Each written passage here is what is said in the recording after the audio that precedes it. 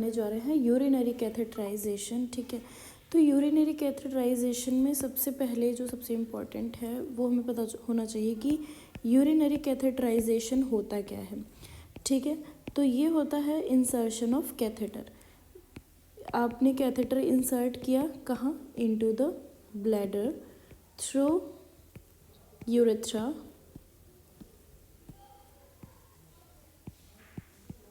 ठीक है, तो जब आप कैथेटर को इंसर्ट करते हो, ठीक है, कहाँ पे?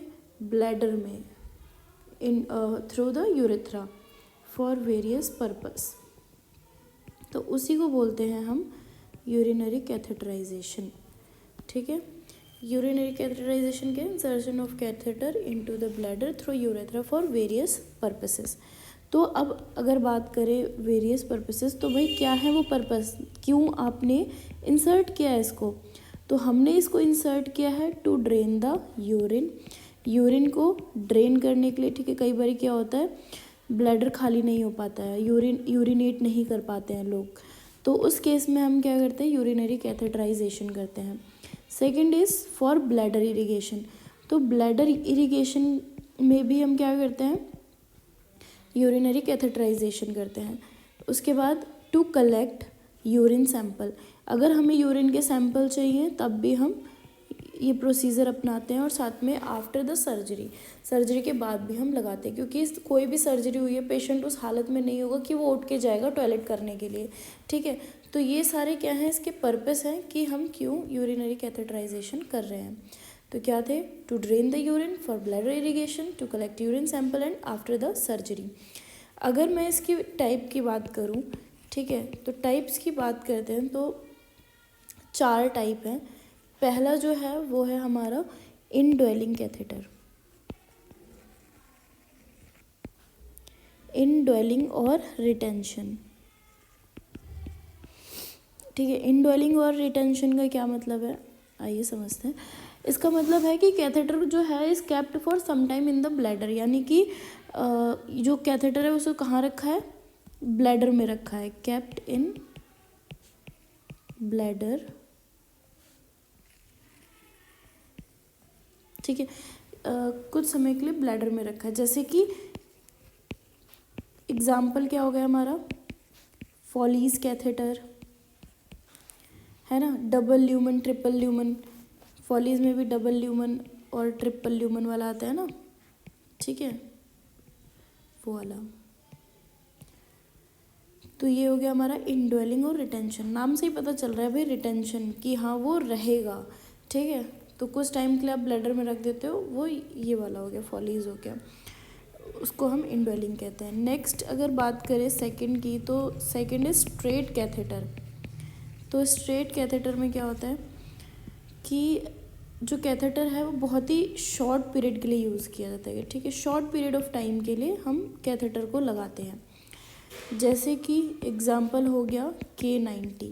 मोस्ट कॉमन जो है वो कौन सा है, ये वाला फॉलीज कैथेटर। आपने कोई भी प्रोसीजर देखा होगा, फॉलीज लगाओ, फॉलीज लगाओ। ठीक है, तो फॉलीज, क्योंकि आपको भाई सर्जरी के टाइम पे भी फॉलीज लगा होता है, through out the surgery follies लगाए अगर पेशेंट जनरल एनेस्थीसिया में है तो। ठीक है, क्योंकि सर्जरी के टाइम पे उसका ब्लैडर में भाई आप यूरिन बनना तो नहीं रोक सकते, उसको कंट्रोल नहीं कर सकते हो, तो उस केस में आप क्या करते हो, कैथेटर लगा देते हो। ठीक है, straight catheter short period time के लिए आप लगा रहे हो, एग्जांपल हो गया K90। उसके बाद आता है हमारा सुप्राप्यूबिक कैथेटर। सुप्राप्यूबिक कैथेटर जो होता है, ये होता है हमारा कैथेटर, इसको भी ब्लैडर के अंदर इंसर्ट किया जाता है। ठीक है, ब्लैडर में इंसर्ट करते हैं through incision made anterior abdominal valve. तो बेसिकली हमने देखो इसमें क्या किया था, इनड्वेलिंग कैथेटर में हमने क्या किया था कि ब्लैडर में डाला था थ्रू यूरेथ्रा, लेकिन इसमें क्या किया हमने, ब्लैडर में तो इंसर्ट किया है,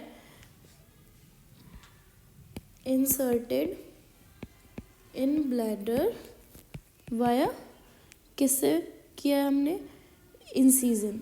ठीक है,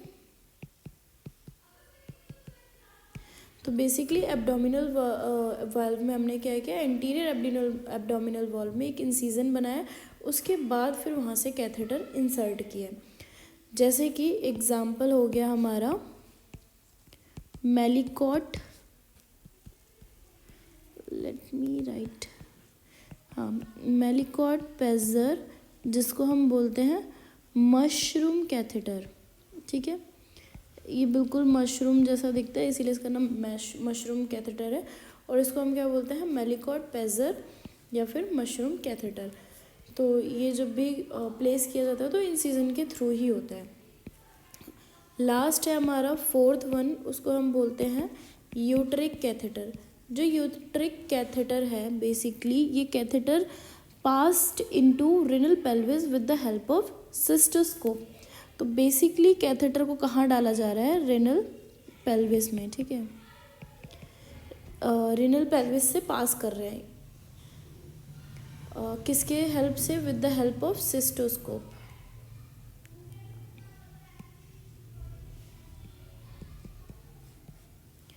एग्जाम्पल की बात करें तो क्या हो जाएगा, इसको हम बोलेंगे कार्डियक कैथेटर। इसमें क्या होता है, कर्व्ड टिप देखने को मिलती है, ठीक है, कर्व्ड टिप होती है। बेसिकली ये जो जिनके प्रोस्टेट जो होते हैं वो इनलार्ज हो जाते हैं ना, तो इनलार्ज्ड प्रोस्टेट के केस में हम इसका यूज़ करते हैं, ठीक है, क्योंकि प्रोस्टेट बड़ा हो गया तो ऑफ कोर्स आपका यूरिन पास होगा ही नहीं, एक प्रेशर डेवलप होगा, है ना।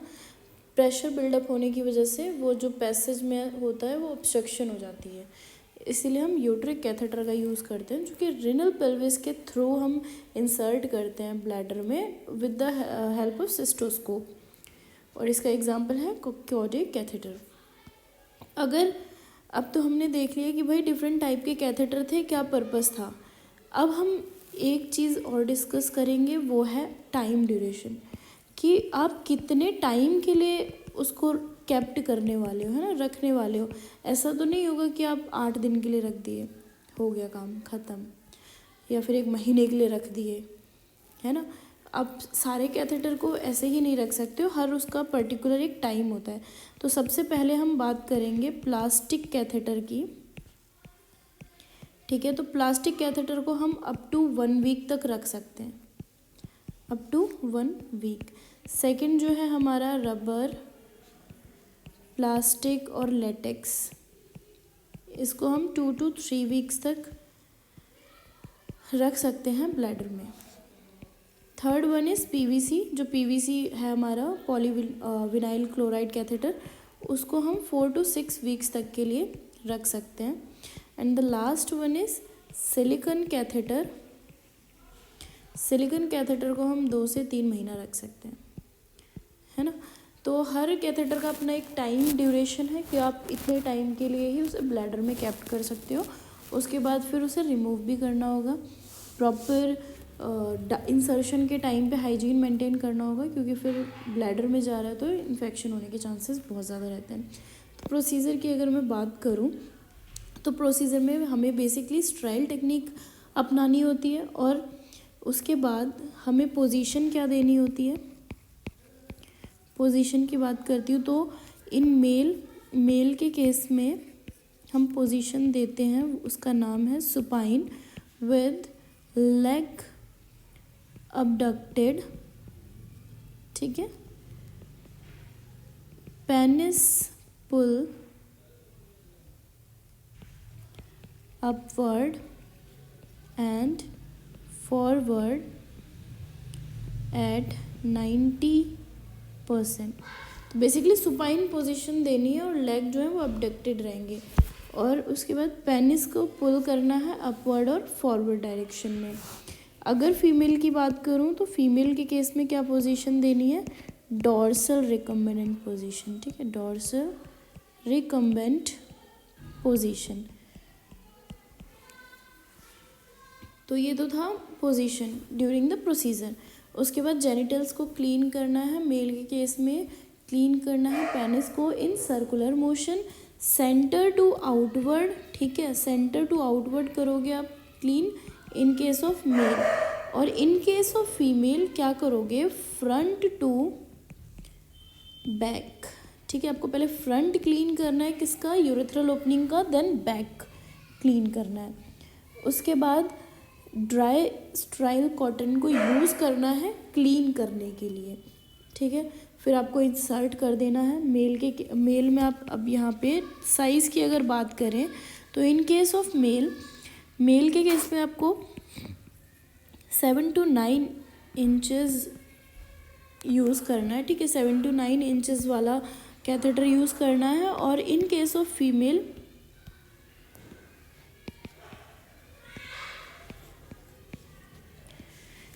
के केस में आपको यूज़ करना है 3 इंचेस, ठीक है। सेंटीमीटर में अगर बात करें हम तो 17 to 22.5 सेंटीमीटर होता है और 3 इंचेस होगा हमारा 7.5 सेंटीमीटर, ठीक है। तो ये तो हमारा बात था कि हम क्या यूज़ करने वाले हैं, क्या नंबर यूज़ करने वाले हैं। लुब्रिकेट कहाँ तक करना है? इन केस ऑफ मेल के केस में आपको जो लुब्रिकेट करना है कितना करना है। अब ऐसा तो नहीं है पूरी ट्यूब ही आप लुब्रिकेट कर दोगे। तो इस केस में आपको जो लुब्रिकेशन करनी है वो करनी है 6 to 7 इंचेस, ठीक है। तो इसको एक बारी हम लुब्रिकेशन वाला मैं बताती हूँ। उससे पहले ज़रा हम एक बार इसको रिवाइज कर लेते हैं, क्विक रिवीजन करते हैं। यूरिनरी कैथेटराइजेशन क्या होता है? Insertion of catheter into bladder through the urethra for various purposes क्या थे? Drain the urine, bladder irrigation, collect urine sample, Apple surgery, ठीक है। बहुत सारी चीज़ों में हम इसको यूज़ करते हैं। उसके बाद टाइप्स की बात करें तो इंडवेलिंग कैथेटर था, स्ट्रेट कैथेटर था, सुप्राप्यूबिक था और यूरेट्रिक कैथेटर था। इन चारों में क्या डिफरेंस है? पहला इंडवेलिंग की बात करें तो ये ना कुछ टाइम के लिए ब्लैडर में रखा जाता है, जैसे 1 वीक हो गया, 14 डेज हो गया, ठीक है। तो इसमें सबसे मोस्ट कॉमन जो हम यूज़ करते हैं वो होता है हमारा फॉलिस कैथेटर। कोई भी सर्जरी हो गया इन सब में हम फॉलिस कैथेटर का ही यूज़ करते हैं, ठीक है। 2 ल्यूमन और 3 ल्यूमन वाला फॉलिस कैथेटर आता है, वो अकॉर्डिंगली हम यूज़ करते हैं कि किस चीज़ की नीड है। मोस्टली 2 ल्यूमन वाला यूज़ करते हैं, ठीक है। उसके बाद स्ट्रेट कैथेटर जो होता है वो शॉर्ट पीरियड के लिए यूज़ होता है। एग्जाम्पल हो गया K90। सुप्राप्यूबिक जो हो गया है हमारा, सुप्राप्यूबिक वो इंसर्ट होता है ब्लैडर में बाय इंसीजन, ठीक है। एक इंसीजन बनाया जाएगा कहाँ पे?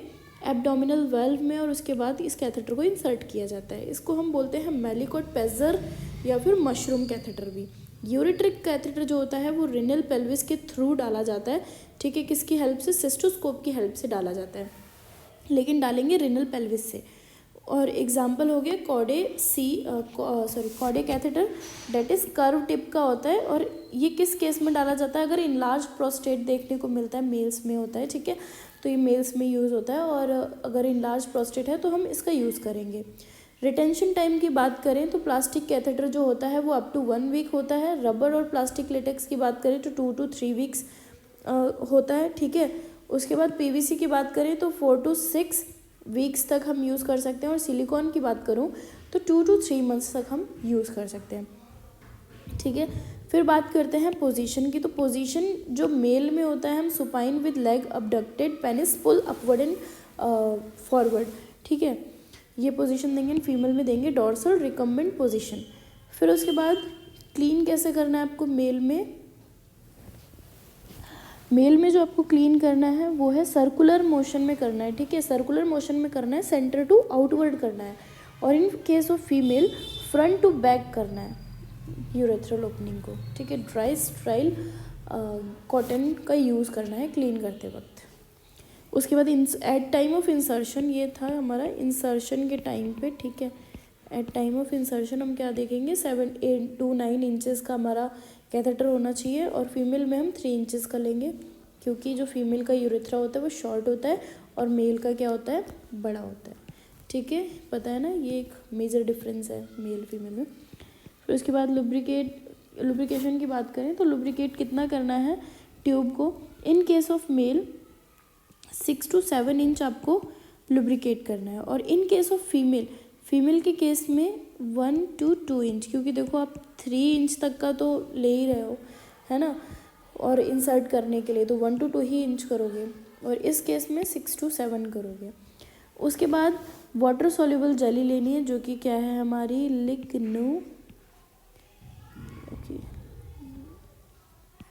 लिग्नोकेन जेली, ठीक है। लिग्नोकेन जेली का यूज़ करना है। और कैसे करना है? सर्कुलर मोशन में आपको इंसर्ट करते हुए जाना है लिग्नोकेन जेली। कितने में लगा रहे हो आप? 1 to 2 inch in female and 6 to 7 inch in male. ठीक है। यूज़ करना है sterile water to inflate the balloon, क्योंकि 2 ल्यूमेन 3 ल्यूमेन है, ठीक है। अब उसमें बैलून भी होता है, तो उसको फिक्स करने के लिए एक पोर्ट में आपका क्या जाएगा, 2 पोर्ट होते हैं, ठीक है, इस तरीके से। तो यहाँ से तो क्या है, यूरिन बाहर आएगा और यहाँ से आप यहाँ पे बैलून कनेक्टेड है, ठीक है। तो यहाँ पे आप क्या करोगे, इन्फ्लेट करोगे, बैलून बड़ा हो जाएगा, यहाँ से सिरिंज इंसर्ट करोगे और ये आपका कहाँ पे, ब्लैडर में, यहाँ पे इस तरीके से ब्लैडर में ये होल्ड कर लेगा, यहाँ से आपका जाएगा, ठीक है। तो एक चाहिए हमें इन्फ्लेट करने के लिए, NS का मोस्टली हम यूज़ करते हैं, या फिर आप स्ट्राइल वाटर का भी कर सकते हो, मतलब जहाँ पे जैसे रूल्स एंड रेगुलेशंस हैं। और मेन चीज़ है कि क्या चीज़ अवेलेबल है उस टाइम पे, ये नहीं कि वार्ड में स्ट्राइल वाटर है ही नहीं, आप तो लगे हो जिद पे कि नहीं स्ट्राइल वाटर ही चाहिए, NS है तो उससे कर लो, ठीक है। वो कौन सा उस पेशेंट के पेट में जाने वाला है, वो तो बेसिकली बैलून को फुलाने के लिए, इन्फ्लेट करने के लिए। उसके बाद स्ट्राइल वाटर का यूज़ वैसे इसलिए करते हैं क्योंकि जो सलाइन होता है वो क्रिस्टलाइज हो जाता है, तो वैसे तो आपको अवॉइड करना है। इन केस ऑफ इमरजेंसी आप NS यूज़ कर सकते हो, बट NS यूज़ मत करना, ठीक है। डिस्टिल वाटर यूज़ करना, स्ट्राइल water. And result is incomplete deflation. तो अगर आप NS का यूज़ कर दोगे तो बेसिकली रिजल्ट इनकम्प्लीट शो होगा। तो उसके बाद कैथेटर का साइज़ की बात करें तो ये तो हमारे इंसर्शन के टाइम की बात थी। अब हम बात करेंगे कैथेटर के साइज़ की। सो कैथेटर साइज़, ठीक है। तो कैथेटर साइज़ में एडल्ट की बात करें तो इसमें मेल फीमेल करना होगा, क्योंकि भाई जो मेल होता है उनका लॉन्ग होता है, फीमेल होता है उनका शॉर्ट होता है, क्या, यूरेथ्रा, है ना। तो इसीलिए हमें डिफरेंशिएट करना पड़ेगा। तो यहाँ पे 4 कैटेगरी दिख गई है मुझे। एडल्ट में आप 16 से लेके 18 फ्रेंच का यूज़ कर सकते हो, ठीक है। फीमेल में आप, एडल्ट फीमेल की बात कर रही हूँ, तो 14 to 16 फ्रेंच का आप यूज़ कर सकते हो। इन case of child 8 to 10 French, and in case of infant 5 to 8 French का यूज़ करना है, ठीक है। तो ये तो थे साइजेस कि आपको कौन से कैथेटर, कितने साइज़ के कैथेटर यूज़ कर सकते हो। 16 to 18 French adult mail, 14 to 16 French adult female, and child में आपको 8 to 10 फ्रेंच करना है, and in infant 5 to 8 French. So that's it. ये था हमारा पूरा यूरिनरी कैथेटराइजेशन, जो कि आपके नॉर्सेट में बहुत इंपॉर्टेंट रोल प्ले करता है। ऑफकोर्स क्वेश्चंस आते हैं, 1-2 क्वेश्चंस आते हैं, और BSc नर्सिंग में तो भाई ये पूरा टॉपिक इम्पॉर्टेंट है। पूरा एक 5 मार्क्स का क्वेश्चन आ जाता है यूरिनरी कैथेटराइजेशन में। नर्सिंग डायग्नोसिस पूछ लिए जाते हैं इसके, तो आप अकॉर्डिंगली इसके नर्सिंग डायग्नोसिस भी बना सकते हो। रिस्क ऑफ इन्फेक्शन हो गया, ठीक है, रिलेटेड टू यूरिनरी कैथेटराइजेशन, और इस तरीके से आप और भी बना सकते हो।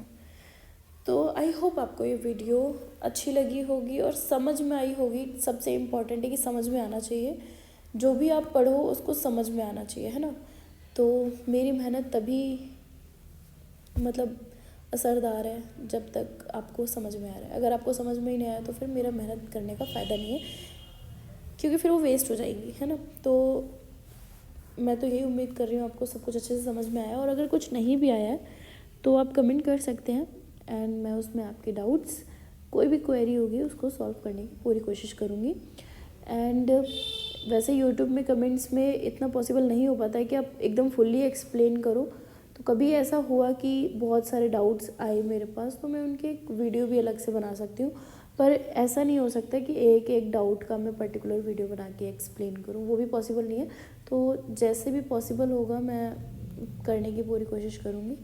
तो मिलते हैं नेक्स्ट वीडियो में, और आप ये भी बता सकते हो कि आपको नेक्स्ट वीडियो किस टॉपिक पे चाहिए, मैं उसे आपके लिए अच्छे से एक्सप्लेन करूँगी, समझाऊँगी, ठीक है। मिलते हैं नेक्स्ट वीडियो में, तब तक के लिए बाय बाय।